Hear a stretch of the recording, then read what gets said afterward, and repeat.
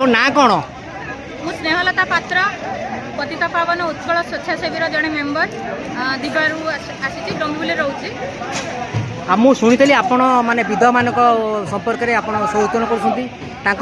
कर अन्याय संपर्क में आप जागरण सृष्टि कर कहले कि मुझे जिनसा चेष्टा करमती विधवा माने भी शुद्ध पवित्र जीवन यापन करतु। आजिकल इंडिपेंडेंट समस्ते होती स्वाभिमान समस्ते फ्रीडम लाइफ बंचुंट समस्ते इंडिपेंडेंट हेले समस्ते रोजगार करुँच सब चल पार्टी बट विधवा मानक शुद्ध आ पवित्र जीवन यापन करने आगू आने चेष्टा करुँची। अविवाहित माने भी आजिकल शुद्ध आ पवित्र गोटे गोटे लेडीज सेकेंड मैरेज कला परे से सिद्ध पवित्र हो पार्टी किंतु सी जदि विवाह करनी कि कहीं शुद्ध आ पवित्र जीवन यापन करें से गोटे पदक्षेप नहीं आम शिवानंद महाराज माने पदक्षेप मोर द्वितीय बह आम ओडार जगन्नाथ सहित मोर द्वितीय बह होती जहाँद्वारा कि प्रति वर्ष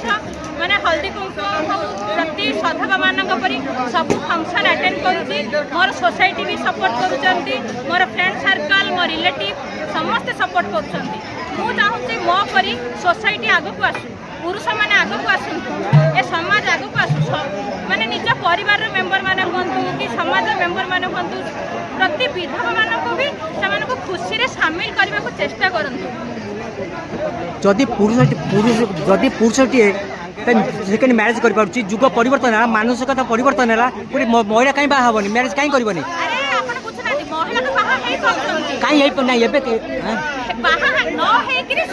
कहीं बाहनी कहीं बाहनी गोटे पुरुष निजे जीवन उपभोग कर मैरेज कहीं करनी कहीं कौन करनी सी तो भिन्न कथा एबे तो लोक मैंने कहले जुग जुगर चली मैरेज किंतु मैरेज न कले सी कौन अपवित्र जीवन यापन कर गोटे उचित नुहे कारण धरा लुगा पिंध सका पिंध ना ये कहीं लुगा तो पिंधुना किंतु आज आज गंधषण हो कौन बाहागर फंक्शन हो कौन शुभ कार्य हो आज कौन माने शुभ कार्य अटेंड सी सब जिन अटेंड कर बाहागर गोटे बयस थी सीना गोटे झील बाहा आज दी तीन छुआ थी 50 वर्ष हो 45 इयर हो कौन झील बाहा सत कथा कहूँ हाँ सी बाहा न होला माने कौन अपवित्र जीवन यापन कर आप कौन भल कम कर साहय करा दरकार जदि गोटे विधवा को तार कि सामान्य अधिकार दिया जाऊनी विधवा मान शब्द विधवा कौन सब जिन फंक्शन अटेंड करबनी तो ए सब पुरुष तो नहीं पुरुष तो विधवा कौन महिला विधवा कहते पुरुष तो सेमती किसी ना पुरुष स्वामी स्त्री मर